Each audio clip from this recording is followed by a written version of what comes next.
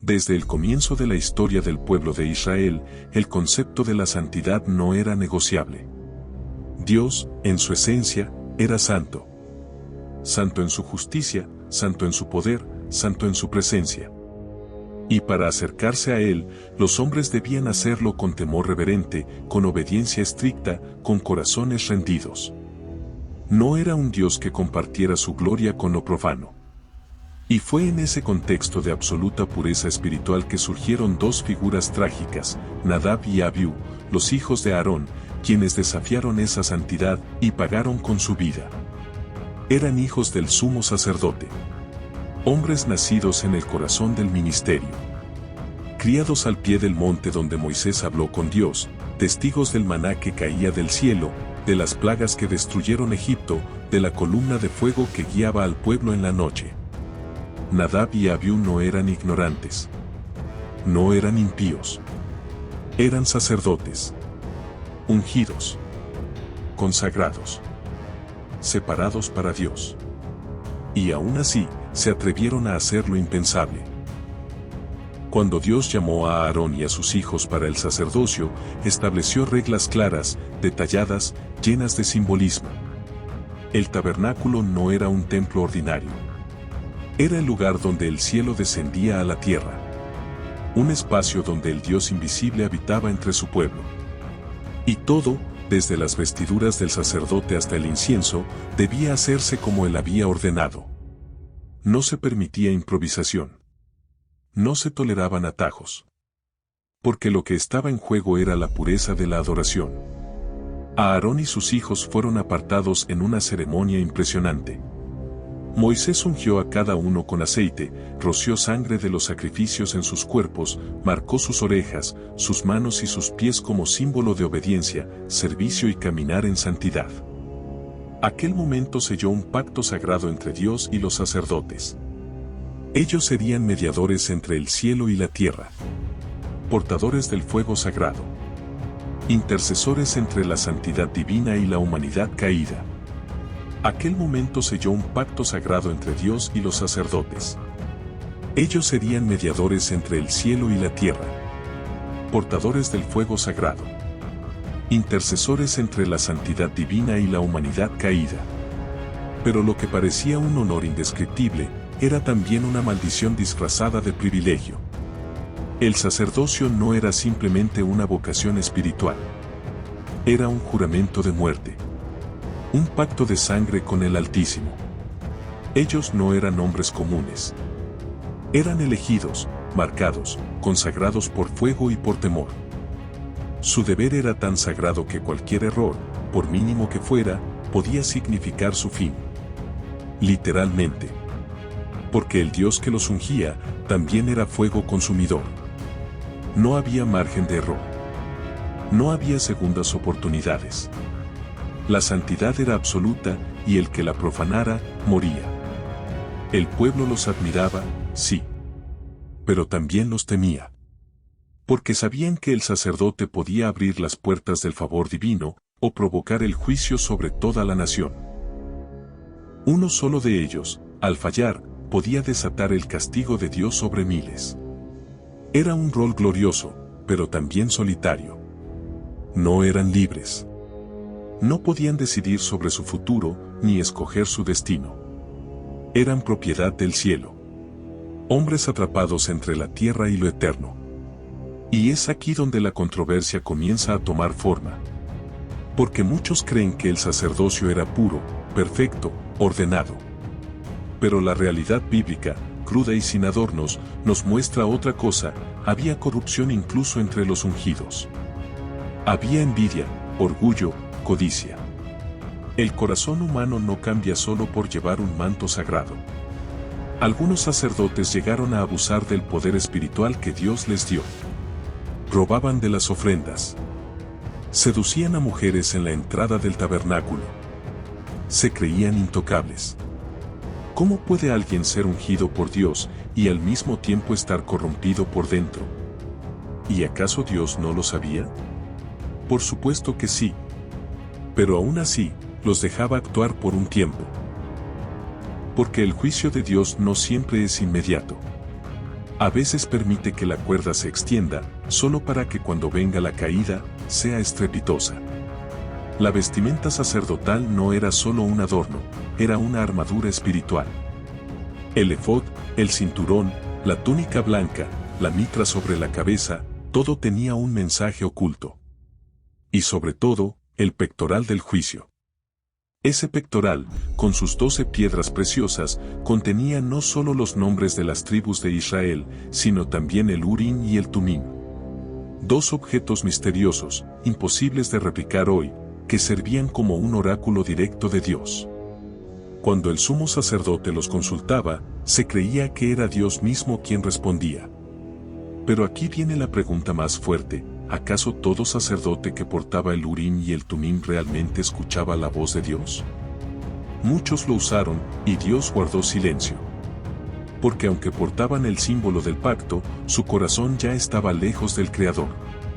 El aceite de la unción, compuesto por mirra, canela, cálamo y casia, no podía ser reproducido por nadie. Era tan sagrado que si alguien osaba fabricar una versión similar, era condenado a muerte. ¿Por qué? Porque ese aroma representaba la presencia misma de Dios. El que lo imitaba, imitaba a Dios. Y eso era intolerable. Hoy en día muchos se ungen a sí mismos, muchos se proclaman elegidos. Pero ignoran que el aceite que Dios ordenó era exclusivo, intocable. Y no todo el que lo portaba era verdaderamente digno. El fuego del altar ardía día y noche. Los sacrificios subían como olor grato al cielo, pero también como recordatorio de la culpa de la humanidad. El sacerdote debía poner su mano sobre el animal antes de matarlo, transfiriendo simbólicamente el pecado. Día tras día, la sangre corría. Un sistema de muerte constante. ¿Cómo no enloquecer? ¿Cómo no perder la sensibilidad, cuando todo lo que haces es degollar animales en nombre del perdón? ¿Y quién juzgaba a los sacerdotes cuando ellos mismos fallaban? La respuesta es incómoda: solo Dios. Nadie más podía disciplinarlos. No había cortes, ni tribunales, ni reyes que se atrevieran a tocarlos. Eran intocables. Por eso, cuando un sacerdote caía, no caía con palabras. Caía con fuego, con muerte, con juicio directo del cielo. Y a pesar de esto, muchos se olvidaron del miedo. Se olvidaron del pacto. Se creyeron dueños de lo sagrado. Dueños del fuego. Dueños del altar. Ellos, que fueron elegidos para ser puentes entre el cielo y la humanidad, comenzaron a usurpar el lugar del mismo Dios. Confundieron su autoridad delegada con poder absoluto. Y es aquí donde el relato empieza a tensarse. Porque el pacto sagrado no había cambiado. El fuego seguía siendo fuego. La santidad seguía siendo santa. Y aunque el juicio aún no había descendido, el cielo ya se estaba preparando. Porque Dios es paciente. Pero su paciencia no es eterna. Y entonces, sucedió. Una noche que debió ser como cualquier otra en el campamento sagrado. Mientras los israelitas dormían bajo la calma aparente del desierto, mientras el tabernáculo permanecía en su lugar, envuelto en el misterio de la gloria de Dios, 2 figuras se movían en las sombras, con pasos decididos y temerarios. Nadab y Abiú, hijos de Aarón.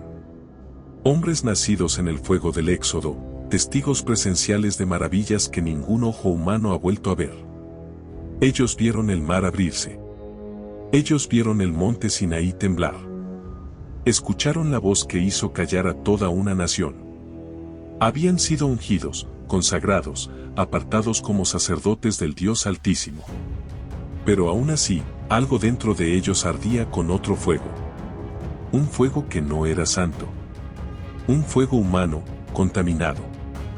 Esa noche tomaron sus incensarios, recipientes de bronce sagrado donde se colocaban brasas encendidas y se ofrecía incienso a Jehová. Pero en lugar de esperar las instrucciones del Señor, en lugar de tomar el fuego del altar, ellos decidieron crear el suyo propio. Fuego no ordenado. Fuego improvisado.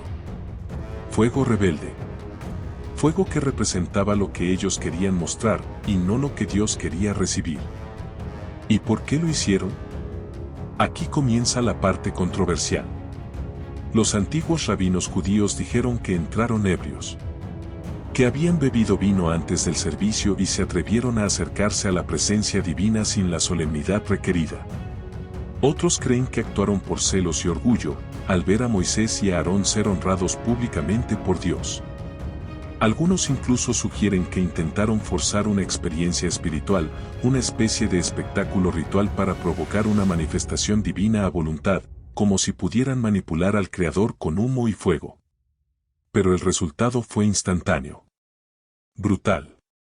Inapelable. Entonces salió fuego de delante de Jehová y los consumió. Y murieron delante de Jehová. Levítico 10:2. No fue un castigo lento. No hubo advertencia. No hubo mediación.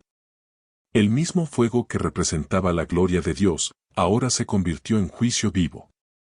Salió del lugar santísimo. Traspasó la atmósfera. No les dio tiempo de gritar. No les dio tiempo de correr. Los envolvió. Los quemó. Pero no como un incendio humano. Sus cuerpos quedaron enteros, pero sin vida. Fue como si el alma se les hubiera arrancado en un segundo. Como si la gloria los hubiera fulminado por dentro. Y la reacción del campamento fue silencio. No se escucharon llantos. No hubo lamento. Porque Moisés, el profeta, se volvió hacia Aarón, su propio hermano, el padre de los caídos, y le dijo palabras que helaron el alma de todos. Esto es lo que habló Jehová, diciendo, en los que a mí se acercan me santificaré, y en presencia de todo el pueblo seré glorificado. Y Aarón guardó silencio. El padre, el sumo sacerdote, el hombre que había levantado sus manos para bendecir al pueblo. Ahora veía a sus hijos muertos por juicio divino. Pero no pudo llorar. No pudo protestar. No pudo siquiera tocar sus cuerpos. Porque Moisés le advirtió que si mostraba duelo, si rasgaba sus vestiduras o abandonaba el servicio sagrado, él mismo moriría también. Este no era solo un acto de castigo. Era una declaración celestial. Dios no se dejaría profanar. No por el mundo, y mucho menos por sus propios sacerdotes. Porque si el pecado comienza desde el altar, ¿quién quedará para interceder por el pueblo? Aquí es donde el relato se vuelve aún más profundo y controversial. Porque muchos preguntan, ¿acaso no era Dios misericordioso? ¿No habría bastado una reprensión? ¿Un castigo menor? ¿Por qué matar de forma tan directa? La respuesta es incómoda, pero poderosa. Porque la santidad de Dios no se negocia. No se rebaja. No se acomoda a la intención del corazón humano. Los que han sido puestos como líderes espirituales, los que cargan el fuego sagrado, no tienen derecho a improvisar. No pueden usar lo santo para su espectáculo personal. No pueden jugar a ser dioses. Nadab y Abiú se olvidaron de eso. Creyeron que por ser hijos del sumo sacerdote, por estar vestidos con ropas sagradas, por portar incienso, Dios los respaldaría automáticamente. Pero no lo hizo. Porque el verdadero sacerdocio no se trata de lo que haces por fuera, sino de lo que eres por dentro. Y si tu corazón está contaminado, entonces tu fuego también lo está. Los cuerpos de Nadab y Abiú fueron retirados del campamento por sus propios primos, Eleazar e Itamar, los otros hijos de Aarón. Tuvieron que cargarlos aún vestidos con sus túnicas sagradas, porque ni siquiera la ropa fue destruida. Solo sus almas. El juicio fue quirúrgico. Preciso. Innegable. Y desde aquel día, una sombra cayó sobre el sacerdocio. Un recordatorio ardiente de que no todo el que sirve en el altar tiene garantizada la aprobación del cielo. Es controversial, sí. Porque muchas personas hoy creen que servir en la religión te hace intocable. Que tener un título, una sotana, un púlpito, un micrófono, te da inmunidad espiritual. Pero Dios no cambia. Y sigue siendo fuego consumidor. Nadab y Abiú no fueron los primeros en jugar con lo sagrado, ni los últimos. Pero su historia quedó escrita como advertencia eterna. Para el que se atreva a tocar el fuego, sin tener el corazón limpio. Porque el fuego de Dios santifica o consume. Y eso, aún hoy, nos pone a temblar.